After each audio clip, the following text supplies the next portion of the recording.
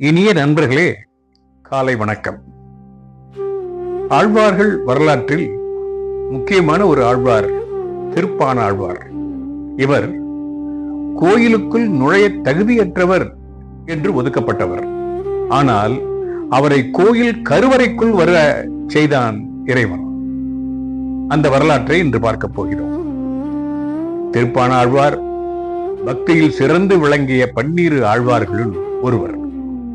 சோழ நாட்டில் திருவுறையூரில் சென்னர் பயிர்க்களத்தில் நெல் வயலுக்கு இடையே கிபி 8ஆம் நூற்றாண்டு கார்த்திகை மாதம் ரோஹிணி நட்சத்திரத்தில் திருமாலின் ஸ்ரீவத்சத்தின் அம்சமாக அவதரித்தார்.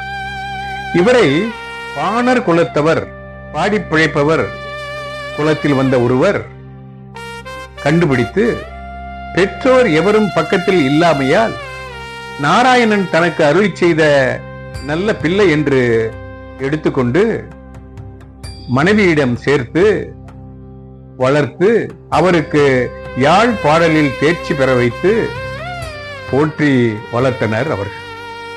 பாணர் குலத்தில் சிறப்புற்று விளங்கியதால் பாணர் குல தலைவர் என்பது தோன்றுமாறு திருப்பாணர் என இவரை அழைத்தார்கள். இறைவன் முன் எல்லோரும் ஒன்றே என்ற ராமானுசரின் கோட்பாட்டிற்கு திருப்பாணாழ்வார் வரலாறே சான்று. ஏன் தெரியுமா? இசைக்கு பெயர் பெற்ற பாணர் என்றாலும் தீண்டா குலம் என்பதால் திருமால் மீது இவர் மிகுந்த பக்தி கொண்டிருந்த போதும் திருவரங்கத்தின் உள்ளே நுழைவதற்கு இவருக்கு அனுமதி இல்லை. அம்மண்ணை மிதிப்பதற்கு அஞ்சி காவிரியின் மறுகரையில் இருந்தவாறே பண்ணிசைத்து திருவாரங்கனை பாடி வந்தார் இவர்.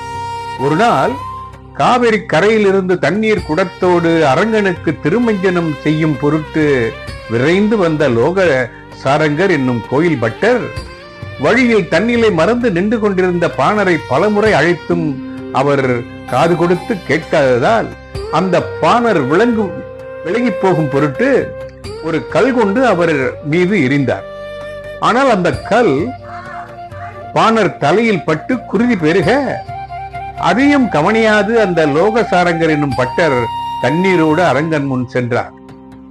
பாணரின் பக்தியையும் உயர்வையும் உணர்த்த விரும்பிய இறைவன் ரத்தம் பிடிந்த முகத்தினராய் லோகசாரங்கருக்கு காட்சி கொடுத்ததோடு சாரங்கரரை பாணரை, அதாவது திருப்பாணாழ்வரை தனது தோளில் சுமந்து திருவரங்கத்துக்குள் கொணர்ந்து தன் முன் நிறுத்தும்படி ஆணையிட அந்த பட்டரும் அவ்வாறே செய்தார். கோயிலில் முதல் முறையாக கால் வைத்த திருப்பாணாழ்வார் கருவறையில் அவர் முதலில் கண்டது இறைவன் திருவரங்கனின் திருப்பாதம்தான். அவர் படிப்படியாக இறைவனின் திருவடி முதல் திருமுடி வரை ஒவ்வொன்றாக கண்குளிர தரிசித்தார். அத்துடன் அவர் நின்றுவிடவில்லை. தன் கண்ணால் கண்டு உயிருருக அனுபவித்த இன்பத்தை 10 பாசுரங்களில் இறைவனின் திருவடி, தூய ஆடை, உந்தி அதாவது தொப்புள், திருமார்பு, கண்டம் அதாவது கழுத்து, பவளவாய், கமலக்கண்கள், திருமேனி உட்பட பெருமானை பற்றி ஒவ்வொரு அழகையும் ஒவ்வொரு அமலநாதிபரன் என்ற தலைப்பிட்டு பாடி பரவசமடைந்தார். ஒவ்வொரு பாசுரத்திலும் பெருமானின் ஒரு அங்கத்தின் அழகை வர்ணிக்கிறார். இறைவனை கண்ட பொழுதிலேயே தான் உருக உயிர் கசிய இறைவனின் பேரருளையும் அழகையும் கண்டு பாடிய பாடல்களே அமலனாதிபரன் ஆகும். இவர் பாடிய 10 பாடல்கள் அமலன் ஆதிபரன் என்னும் தலைப்போடு 4000 திவ்ய பிரபந்தத்தில் சேர்க்கப்பட்டிருக்கிறார். இவர் அரங்கன் மீது பாடிய 10 பாடல்களும் அரங்கனின் திருவடியில் தொடங்கி தலைவரை உள்ள உறுப்புகளான பாதம், ஆடை, உந்தி, உதரபந்தனம், மார்பு, கழுத்து, வாய், கண்கள், உடல், தலை ஆகியவற்றின் வடிவழகையும் குண அழகையும் அற்புதமாக காட்சிப்படுத்துகிறது. திருமாலின் மார்பை பற்றி பாடிய அவர் பாடல் ஒன்று: பாரமாய பழவினை பற்றறுத்து என்னைத்தன் வாரமாக்கி வைத்த அன்றி என்னுள் புகுந்தான் கோர மாதவம் செய்தானின் கோலரியே அரங்கத்து அம்மான் திரு ஆர மார்பதன்றோ அடியேனை ஆட்கொண்டதே என்று சொல்கிறார்.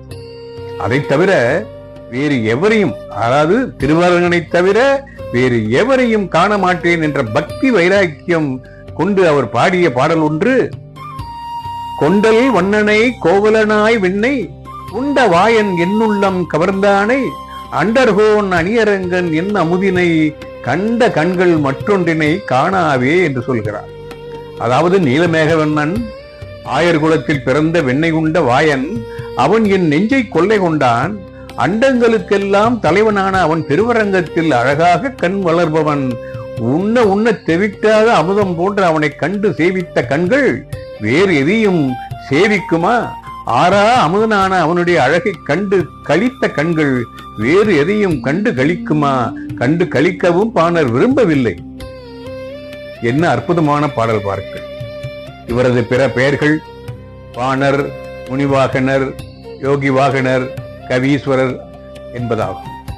அரங்கநாதா, உன்னை கண்ணார கண்டபின் வேறு எதையும் பார்க்க விரும்பாத நான் என்று சொன்னவுடன் அரங்கன் திருப்பானாழ்வரை தன் மேனியோடு சேர்த்து கொண்டார். காந்தம் இரும்பை ஈர்ப்பது போல, நெருப்பில் காய்ந்த இரும்பில் விழும் ஈரத்தை போல ஆழ்வார் அரங்கனோடு ஐக்கியமானார். இதுவே அவரது சரித்திரம். திருப்பானாழ்வார் திருவடிகளே சரணம் என்று கூறி உங்களிடமிருந்து விடைபெறுகிறேன். ஓம் நமோ நாராயணாய.